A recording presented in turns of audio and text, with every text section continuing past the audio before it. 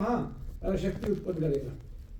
तब हम यही कह के छोड़ देंगे, अरे भाई मंत्र कीलित है सारे के सारे, नहीं समझे आप, ऐसे हो जाते हैं। कोई मंत्र कहीं भी कीलित नहीं है। आप ओम नमः शिवाय ओम जपो, तीसरे दिन से आपको उसमें जितना वेग होगा, जितनी उत्कंठा आपकी भगवान के प्रति होगी, जितना तीव्र संवेग होगा, तीसरे दिन से वो दर्शन देने लगेंगे। पहले सपने में देंगे, फिर सामने आके खड़े हो जाएंगे।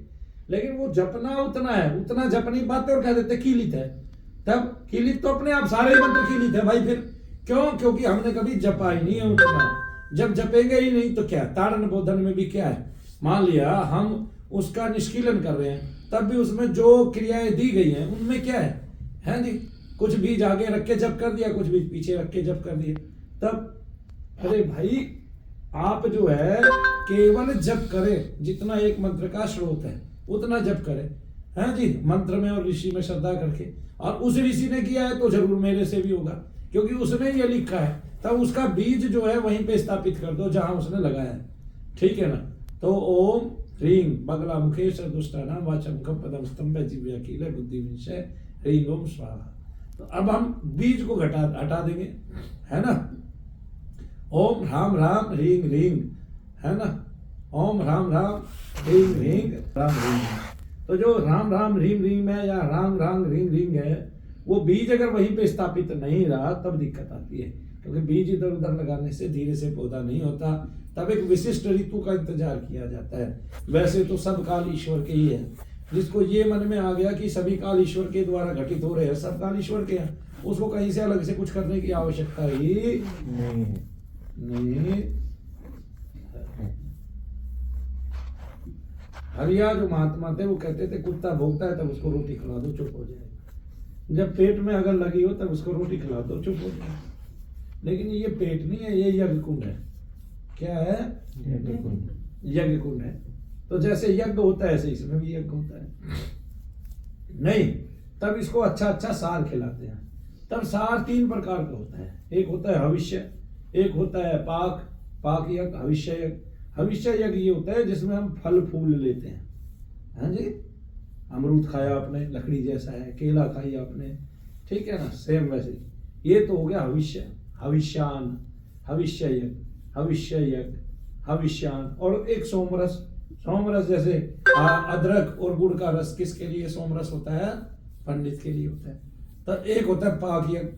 पाक यज्ञ मतलब पका के हमको इसको प्रदान कर देना, ठीक है।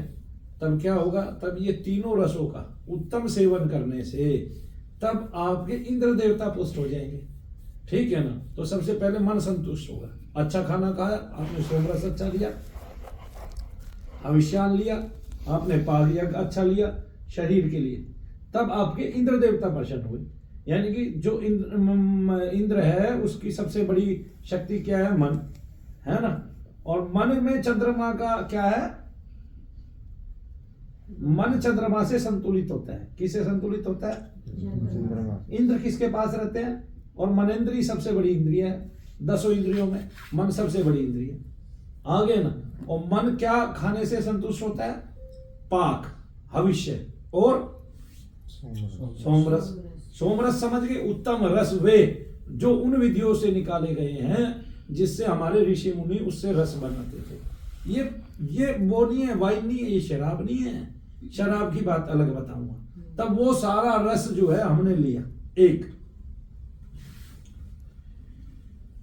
हम किसी होटल में गए, वहां हमने भोजन किया। उस भोजन में वो बात थी नहीं जो भगवान का भोजन बनाने में कि मैंने भंडारा करना है, उसमें जो बात थी।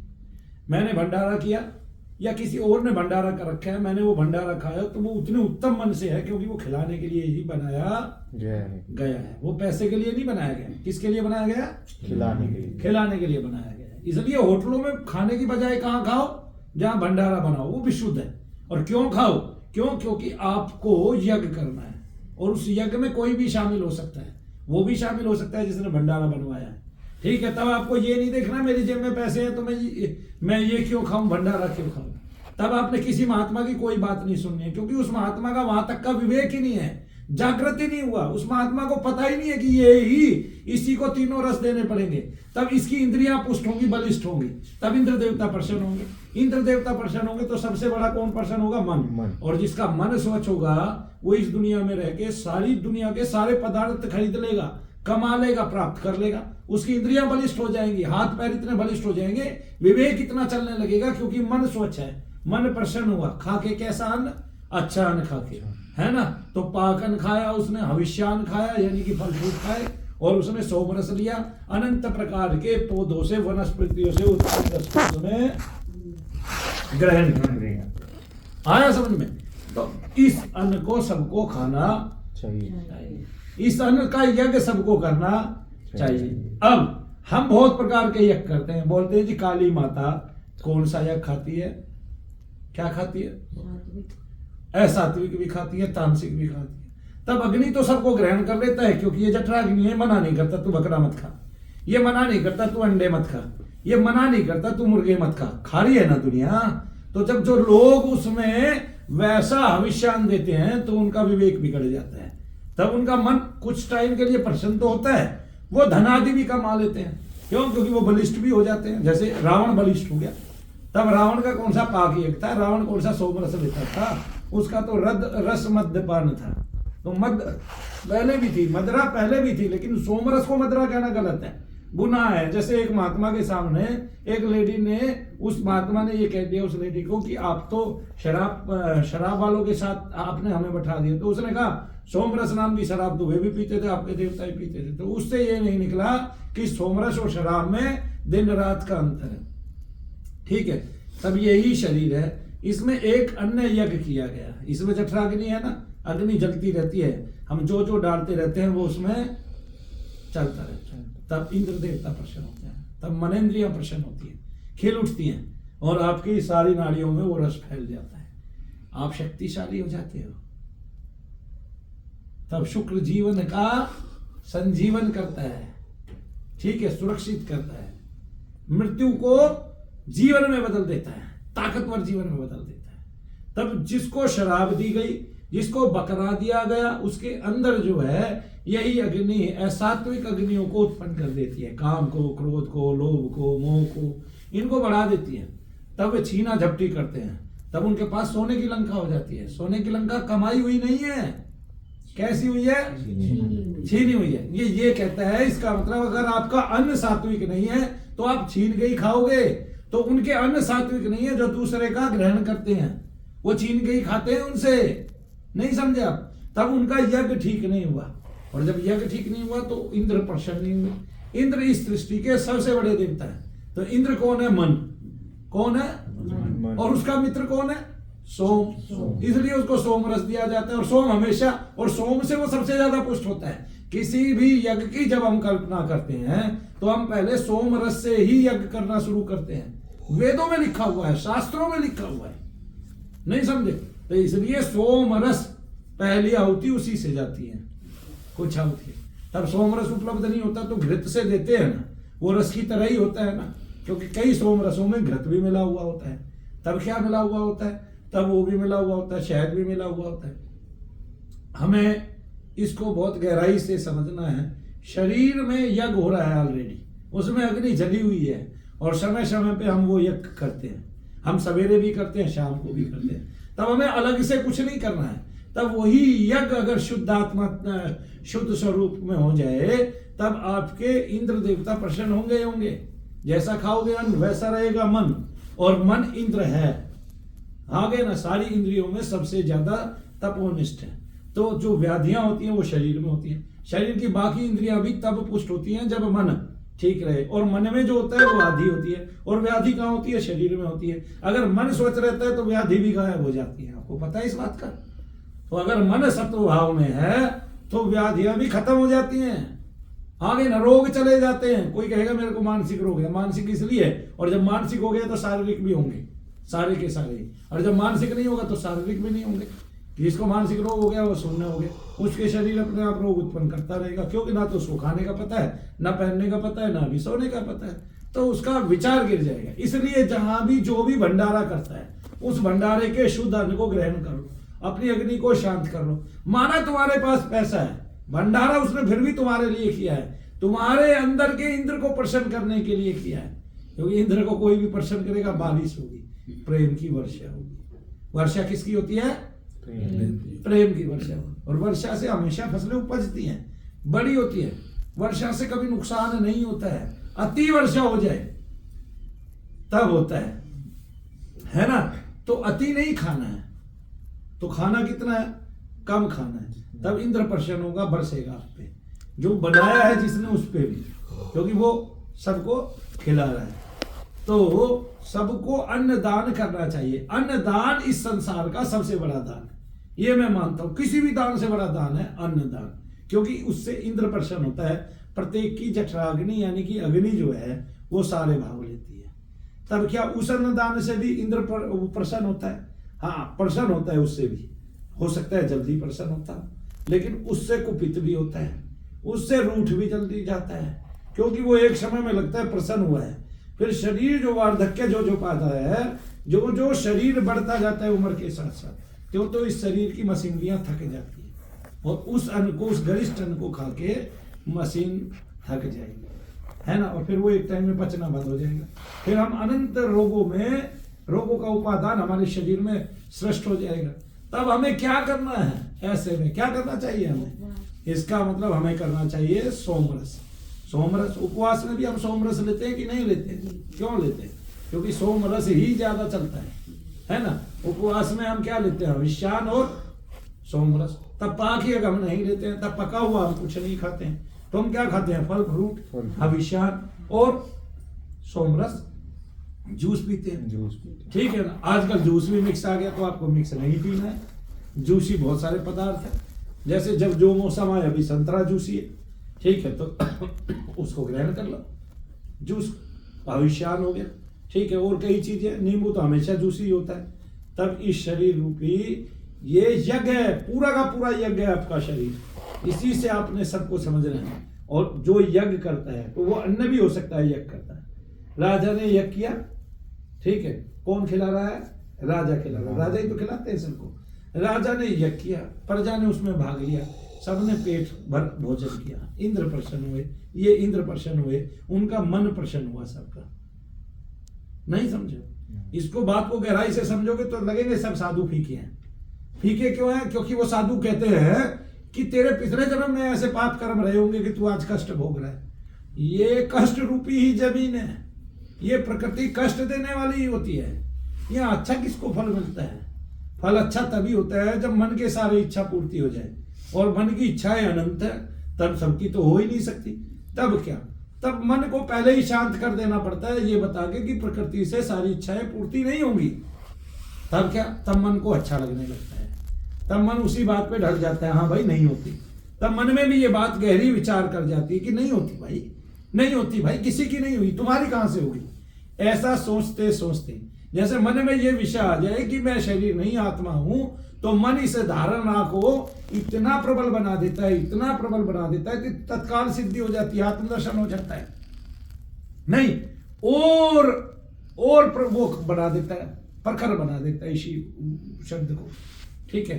तब आपने क्या करना है कि आपने मन के मते नहीं चलना है, मन को अपने मते चलाना है, मन को वशीभूत करना है। तब मन आपका मित्र हो जाएगा। अगर वो अवशीभूत है तब वो आपका शत्रु ही है सदा, आपका कभी भी वो कल्याण नहीं कर सकता। ये इंद्र है, इससे अलग से चलेगा तो आपको खा जाएगा, दबा देगा आपको। लेकिन वही आपका ईश्वर भी है। जब आप उस पे क्या कहोगे, उसको मनाओगे तो वो मान भी जाता है ना। ईश्वर नई नई स्तुतियों से मान जाता है ना। अपने मन को नई नई स्तुतियां सुनाओ। ये केवल ईश्वर की प्रकृति है, ठीक है। उसके बिना ये नहीं रह सकती। कुंडलिनी शक्ति बोला तो ऊपर जाएगी, वो शक्ति यहाँ मिलन करेगी, तब इसका मतलब प्रकृति साथ चल रही है यहाँ तक, आत्मा तक, ठीक है। उसकी शक्ति साथ चल रही है, तब ब्रह्मरंध्र तक शब्द चल रहे हैं, तब जो योनि स्वरूपा भगवती हैं, वो उनके सारे तत्व जो है वो हमारे लिए वर्ण है, व्यंजन है, ठीक है। और जो ईश्वर हैं वो हमारे लिए स्वर है, वहां से स्वर आते हैं, सूर्य से स्वर आए और प्रकृति से व्यंजन बने आगे ना। तब वो एक के बिना दूसरा रहता ही नहीं है। कै प्लस ए कै, खे प्लस ए खे, है ना। कै प्लस आ का, है ना। और कै प्लस खे प्लस आ खा, तो वो हमारे बिना रहता ही नहीं, वो प्रकृति के बिना रहता ही नहीं है। प्रकृति हमेशा कष्ट देती है और इस सृष्टि को केवल कष्ट का देवता कहते हैं, ये केवल कष्ट ही प्रदान करती है। ऐसे में सुख की उपज कैसे करें, ऐसे में सुखी करना कैसे करें? तब ईश्वर की ओर चलेंगे तो सुख होगा, और ईश्वर की ओर चलने में भी प्रकृति साथ चलती है, तब वो कुंडलिनी शक्ति उठती चली जाती है, ठीक है ना। तब उसमें से मोह, क्रोध, लोभ, अहंकार, दर्प, काम सब खत्म हो जाता है ना। और धीरे धीरे आप ऊपर के चक्रों की ओर अनुष्ठान करते हो, तब विशुद्धि पे जाके केवल स्वर रह जाते हैं और ऊपर चढ़ते जाते हो, तब ब्रह्मरंध्र में क्या रह जाते हैं? सारे स्वर और व्यंजन इकट्ठे दिखाई देते हैं। यहां तक हमेशा हर जगह कौन होता है? राक्षस खड़े होते हैं। हम उनके बिना रह नहीं सकते, वो हमारे बिना नहीं रह सकते। राक्षस की कल्पना ही ये है कि उसका काम है देवताओं को नीचे गिराना, ठीक है। तब राक्षस हमेशा साथ रहेगा, आसपास रहेगा, मौका देखेगा, अवसर देखेगा, आपको लूट ले जाएगा, आपको मार ले जाएगा, आपको कष्ट में दे देगा। लेकिन हमें उन सब से बचना ही बचना है, ईश्वर की ओर चलना है। तब तीव्र संवेग और केवल ईश्वर में प्रेम, ये आपको उठा ले जाएगा। तब आप ईश्वर की प्रकृति को पा जाते हैं। हमें एक काम, इस यज्ञ को हमेशा हविष्यान देना चाहिए, अच्छा हविष्यान देना चाहिए। कोई राजा बन के देता है तो जैसे राजा ने कोई भी यज्ञ किया, प्रजा को बुलाया, प्रजा ने हविष्य खाया, अन्न खाया, इंद्र देवता प्रसन्न हुए, राजा को भी वर दिया और प्रजा को भी वर दिया। इसी प्रकार इंद्र पुष्ट होता है, मन पुष्ट होता है, मन संतुष्ट होता है, तब वो आत्म रूप धारण कर लेता है। तब उसको संतुष्ट करना चाहिए। तब वो क्या मद्यपान से होगा? नहीं। तब वो क्या बकरे की बलि से होगा? नहीं। तब इनसे उस मन के अंदर जो काम, क्रोध, मद, लोभ, मोह और अहंकार है, ये तामस है, उनकी और वृद्धि होगी, क्योंकि आपने पदार्थ ही वो दिए हैं। नहीं समझे? आप आज से कम खाना चालू कर दो, बिल्कुल कम खाना चालू कर दो। आप 4 केले पे जियो रोजाना, 1 गिलास दूध पे जियो, ठीक है। और तो आप क्या देखेंगे?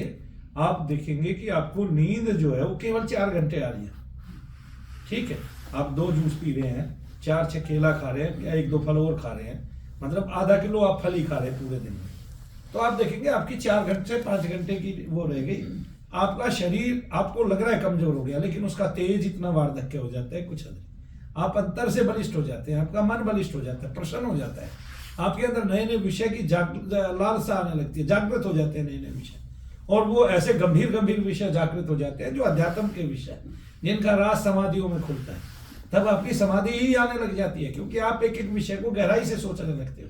इसलिए जो अध्यात्म में प्रवीण व्यक्ति है या भगवान की ओर चलता है और उसके ज्ञान में प्रवीण होने लगता है, तब वो एक एक विषय को संतुष्ट करता हुआ चलता है, देखता हुआ चलता है, एक एक विषय की गंभीरता जानता हुआ चलता है, ठीक है। तो इसलिए आप अपने पैसे से कहीं भी होटल में खाना खाते हैं, भोजन करते हैं, उससे अच्छा है कि किसी राजा ने, राजा दशरथ ने यज्ञ किया है, आप उसका अन्न खा लो, क्योंकि उसने मन से यज्ञ किया है, और इसलिए किया है कि ताकि इंद्र पुष्ट हो और उसका यज्ञ सफल हो। तो सब यज्ञ जितने भी हैं, आदमी एक यज्ञ आहुति कुंड तो में आहुति तो नहीं दे रहा है, वो तो कह रहे हैं जी मैं 1008 कुंड बनाऊंगा, 1008 लोगों को अन्न खिलाऊंगा, और तब उसमें क्या करूंगा? सोम रस की, ठीक है ना।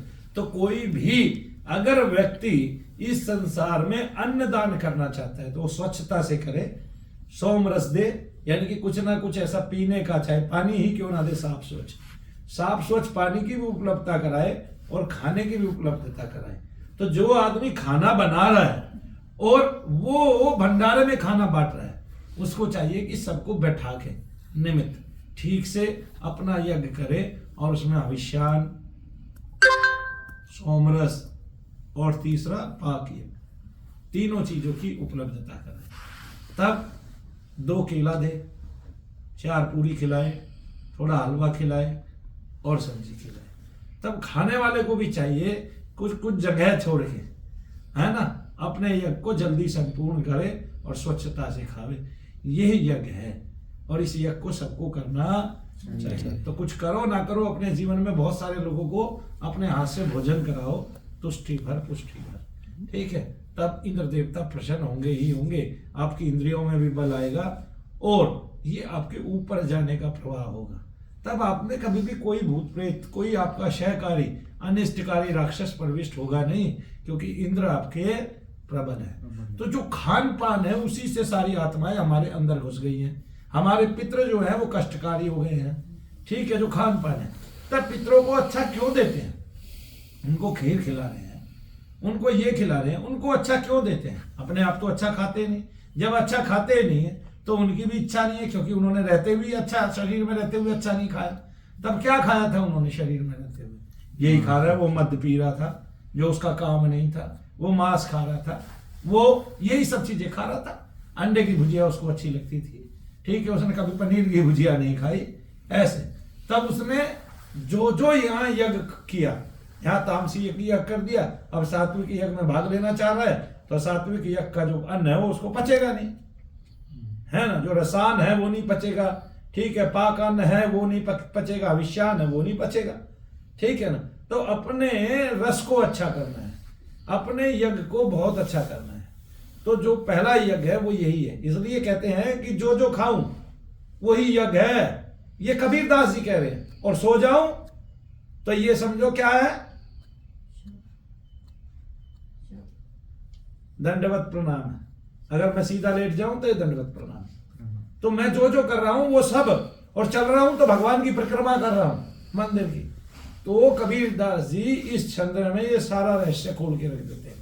इसलिए शरीर में अगर अन्न अच्छा जा रहा है तो क्या चाहिए? मंदिरों की कल्पना क्या? कोई आदमी आपको प्रेम से भोजन करा रहा है, यही मंदिर है। मन मंदिर प्रसन्न नहीं हुआ, मन का मंदिर जो है धूमिल है, उस पर मैला चढ़ा हुआ है, और आप मंदिर पे मंदिर बनाते जा रहे हो। मंदिरों की आवश्यकता कम है, आदमी की सेवा की आवश्यकता आज भी ज्यादा है। तब किसी ने कह दिया गुरुजी तो ये तो पिछले जन्मों का पाप कर्म हमारे सामने आ रहे हैं, हम कष्ट पा रहे हैं। ओ भाई, पिछले जन्मों में अगर तूने पुण्य नहीं किए होते तो 84 लाख योनियों के बाद ये मानव योनि कहां मिलती तुझे? इसका मतलब पिछले जन्मों का कोई पाप कर्म था नहीं। पाप कर्म क्या गिनते हो पिछले जन्मों का?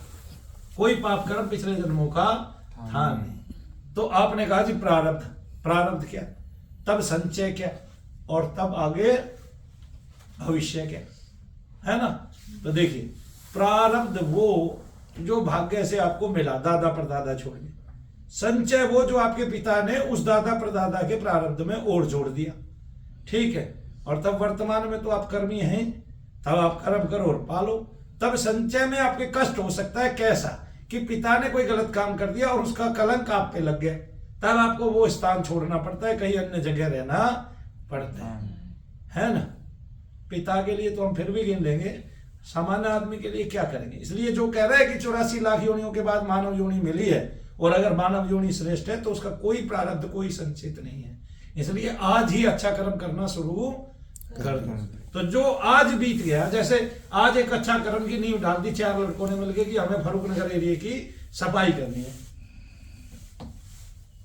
10 दिन की 10 दिन तक उनको दिक्कत आई, तब उन्होंने 4 गली और 4 मोहल्ले इतने साफ कर दिए, ठीक है, कि उनका नाम हो गया एरिया में कि भाई ये चमक गए सारे। और कहीं कहीं व्हाइट वाश लगा के वो लिख दिया जो जहां लिखना था कि आप यहाँ ये ना करें, यहाँ ये ना करें, कूड़ेदान में ही डाले, 10 कूड़ादान ला के रख दिए, ठीक है। उन कूड़ेदान से संयुक्त रूप से वो कूड़ा उठाना चालू कर दिया, ठीक है कि नहीं। और ऐसे कई काम कर दिए जो समाज के लिए प्रेरणा देने वाले हैं। उन्होंने आज अच्छा काम किया है। आपको पता है एक दिन भविष्य क्या होगा? क्या होगा? इंडिया टीवी पे भी न्यूज चलेगी उनकी, है ना, न्यूज नेशन पे भी चलेगी, है ना, और जी न्यूज पे भी चलेगी। समझे? क्यों चलेगी बताइए?